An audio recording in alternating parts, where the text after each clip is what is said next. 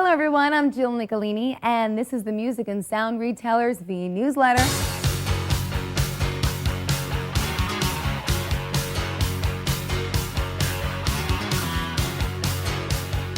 Well, we are here in June, and what most people consider to be the beginning of summer, and we are all smiles about that, aren't you? Yeah, but before we get to today's broadcast, just want to thank you all again for making this the most talked about media in MI retailing today. You folks are watching us on your desktops, iPods, cell phones, and it's really caught on. And of course, we at Testa Communications, Music and Sound Retailer, want to thank you for your support. Last month we told you Harman was planning to go private. Not only can you read all about it in this month's Music and Sound Retailer, but now we've got an update for you. The deadline for other bids to come in was June 15th, and no one else seemed to have stepped up to the plate. Therefore, pending shareholder approval, Harman International will be officially purchased for about $8 billion by Kohlberg Kravis & Roberts and Goldman Sachs Capital Partners. And that deal is expected to close in the third quarter.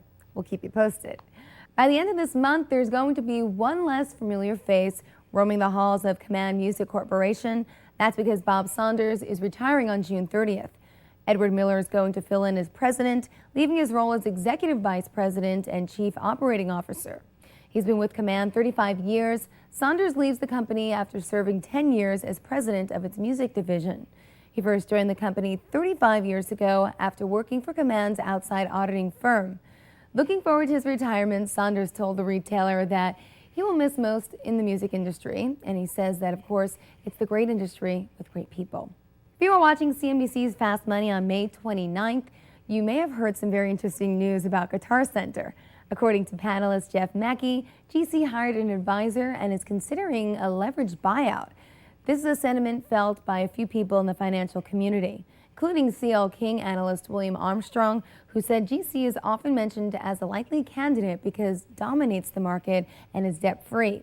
The stock went up 11% that day and went up again on May 30th and on May 31st. The Music and Sound Retailer also posed the possibility of a privately owned GC in its January issue. If Guitar Center were to go private, Kohlberg Kravis & Roberts would probably be a top candidate because two veterans of that company are also founders of Sageview Capital, which of course owns more than 6% of GC's sales. GC is currently valued at approximately $2 billion. And GC would likely expect at least a 20% premium if it decided to sell itself, meaning a sales price of $2.4 billion or more. In other GC news, Guitar Center shareholders re-elected the 9 members of the company's board of directors.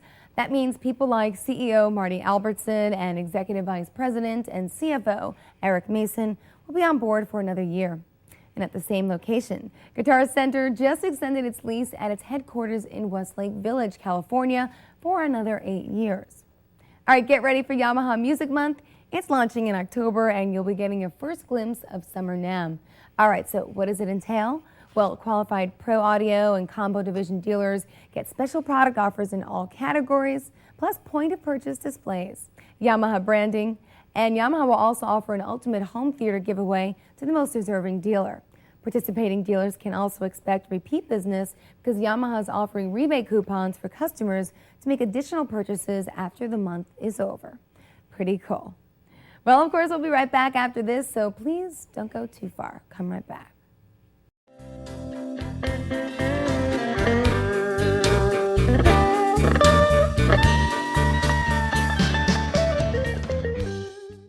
Kiss drummer Peter Criss paired up with ProMark and created 2 new autograph models.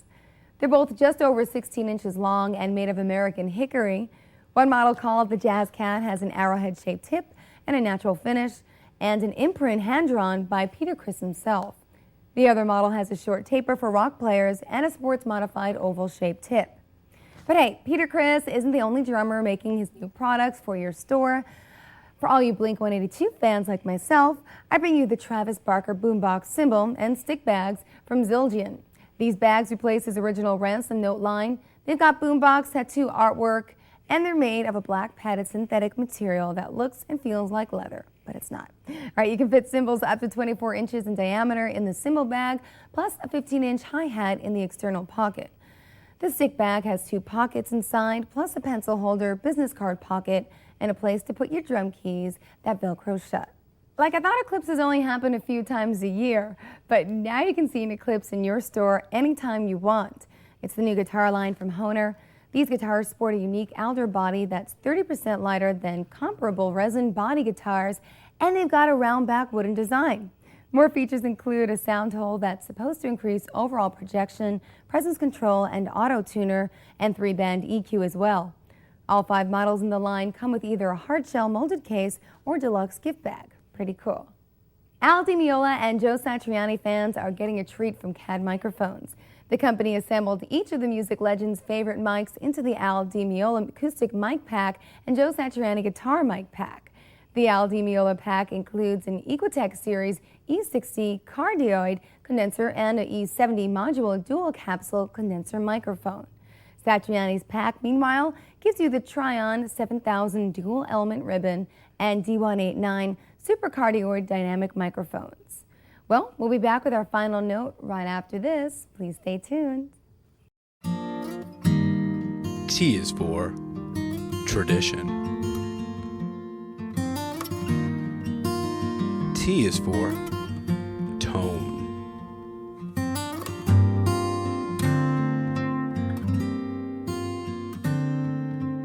T is for Takamine.